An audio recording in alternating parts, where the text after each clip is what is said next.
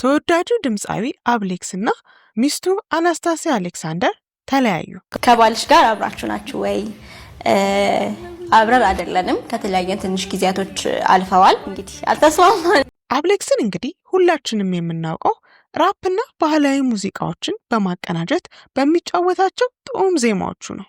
እንዲሁም ደግሞ የተለያዩ የማስታወቂያ ስራዎችንም ይሰራል። ከዛም በተጨማሪ ሆስት በመሆንም በኢቢኤስ ቴሌቪዥን ላይ ማን ያሸንፋል የተሰኘውን አዝናኝ ዝግጅት ለረጅም ጊዜ በመምራትም ቆይቷል።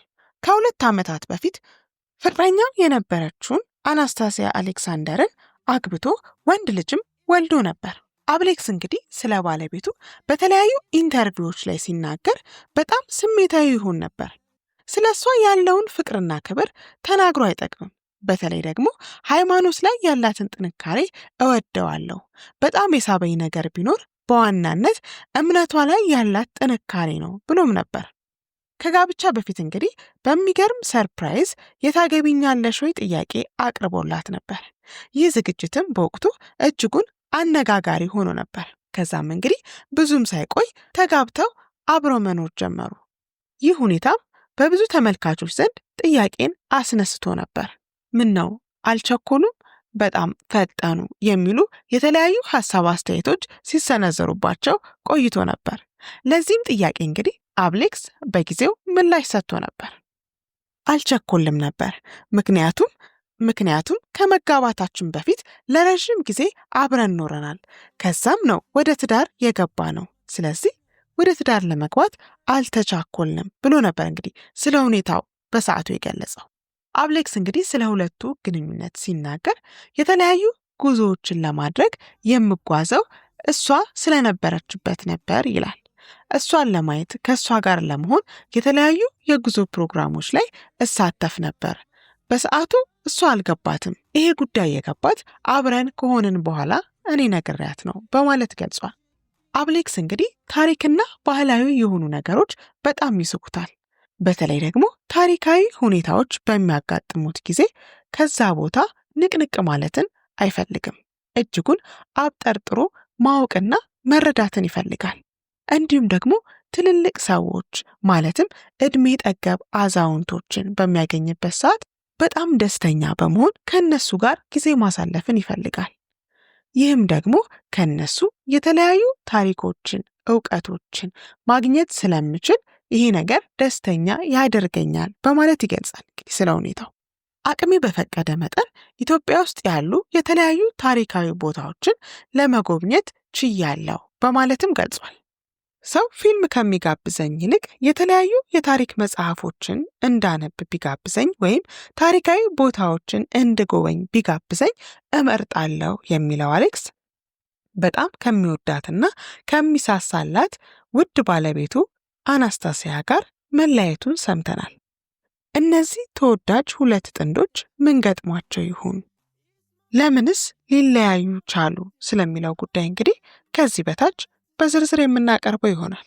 አናስታሲያ አሌክሳንደር ወይም የአብሌክስ የቀድሞ ባለቤት አባቷ የውጭ ዜጋ ሲሆን በኮቪድ ሰዓት ቲክቶክን ከጀመሩ ወጣት ቲክቶከሮች መካከል አንዷና ተጠቃሿ ነች። የተለያዩ ቪዲዮዎችን በቲክቶክ በመስራትም ትታወቃለች። በአሁኑ ወቅት ላይ በሁማኔር ንግድ ላይ ተሰማርታ ትገኛለች። ከ5 ዓመታት በፊት በፈገግታ ሪያክት ሾው ላይ ብሩክ ከሚባል ወጣት ጋር ካፕል በመሆን ተጋብዘው ቀርበው ነበር። እናም በሰዓቱ እነዚህ ሁለት ጥንዶች ቅልጥ ያለ ፍቅር ውስጥ የነበሩበት ሰዓት ነበር። እናም ስለ ፍቅር ግንኙነታቸው ሲጠየቁ በፍቅር ግንኙነት ለ2 ዓመት ያህል አብረው እንደዘለቁም ገልጸው ነበር። እናም በግንኙነታቸው እጅጉን ደስተኛ እንደሆኑም ገልጸው ነበር።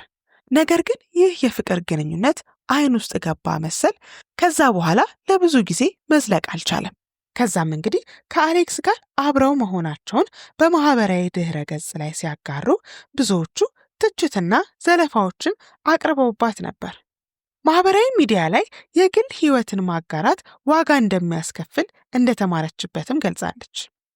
በቅርቡ ባደረገችው ቃለ መጠይቅ ሰዎች ማህበራዊ ሚዲያ ላይ የግል ህይወታቸውን ማጋራት አለባቸው ወይ ተብላ ለተጠየቀችው ጥያቄ ባይሆን ጥሩ ነው ነበር መልሷ። ነገር ግን ማንም ሰው ግንኙነት ሲጀምር እለያያለሁ ብሎ ሳይሆን አብሬ እኖራለሁ ብሎ ነው። ፍቅረኛም ሲይዝም ሆነ ትዳር ሲመሰርት መለያየትን ሳይሆን አብሮ መኖርን አልሞ ነው። እና ብዙ ሰው ማህበራዊ ሚዲያ ላይ የሚያጋራው ለዛ ነው እንጂ መቼ እንደሚለያይ ቢያውቅ ኖሮ ያንን አያደርግም ነበር በማለት ነበር እንግዲህ ምላሿን የሰጠችው።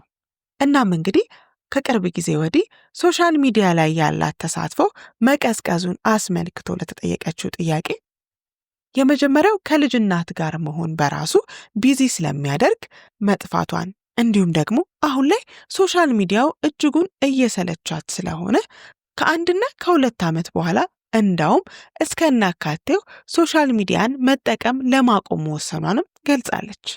በህዝብ ፊት አዲስ ህይወትን መጀመር ቀላል አይደለም። ይህንን ጥንካሬም ከየት እንዳገኘችው በተጠየቀችበት ሰዓት ይህንን ምላሽ ሰጥታለች። ሰው የኔን ህይወት አይኖርልኝም። ሶሻል ሚዲያ ላይ የምናጋራው ነገር ጥቂቱን እንጂ ሁሉንም ነገር አይደለም። በሶሻል ሚዲያ ላይ ሁሉንም የህይወት ታሪካችንን አናጋራም። ምክንያቱም የሰውን ፐርሰናሊቲ ሊነካ ስለሚችል። ሌላው ደግሞ ስለ ልጅ አስባለሁ። ወደፊት ስለ እናቱ ሲጠየቅ መጥፎ ነገር እንዲያስብ ወይም መጥፎ ነገር እንዲሳልበት አልፈልግም። እኔ ያሳለፍኩትን ከባድ ጊዜ የማውቀው እኔ ነኝ። ሰውን አታውቁትም። መጀመሪያ ላይ እንደምታውቁት በኋላ ላይ ላይሆንላችሁ ይችላል፣ ሊቀየር ይችላል።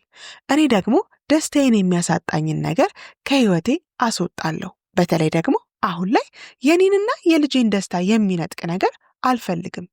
በህይወቴ ስኬታማ ነኝ ብዬ የማስበው ትልቅ ቤትና ትልቅ መኪና ሲኖረኝ አይደለም፣ ደስተኛ ስሆን ነው። ግቤ ደስተኛ መሆን ነው።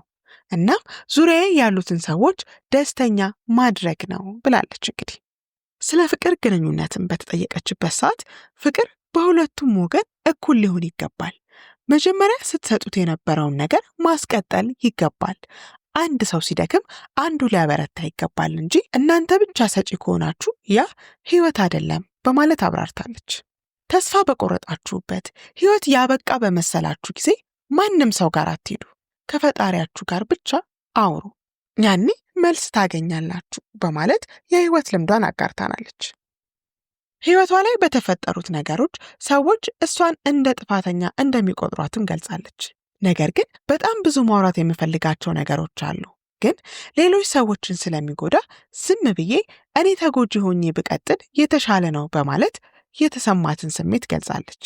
ከባለቤቷ ከአብሌክስ ጋርም በተያያዘ አብረው አለመሆናቸውን እናም መስማማት ባለመቻላቸው ምክንያት መለያየታቸውንም ገልጻለች።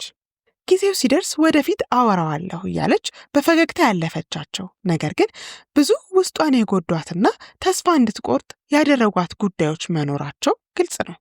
ነገሮች ተስተካክለው ተስማምተው አብረው መቀጠል የሚችሉበት ነገር ቢፈጠር መልካም ነው ባይነን። ለእነርሱም ሆነ ለልጃቸው የሚጠቅመው አብረው መሆኑ ነው። በእርግጥ ከባዱ ነገር ጸንቶ መቆየቱ ነው እንጂ ቀን አይፈጅም ለመናዱ እንዳለው አብዱኪያር ከባዱ ነገር መጀመርም ሆነ ማቆም ሳይሆን መጽናት ነው። እናም ፈጣሪ ረድቷቸው ነገሮች ተስተካክለውላቸው አብረው ለመጽናት እንዲያበቃቸው እየተመኘን እኛ ለዛሬ የያዝነውን መረጃችንን ከወዲሁ አገባደድን። መልካም ጊዜ፣ ቸር ያሰማን።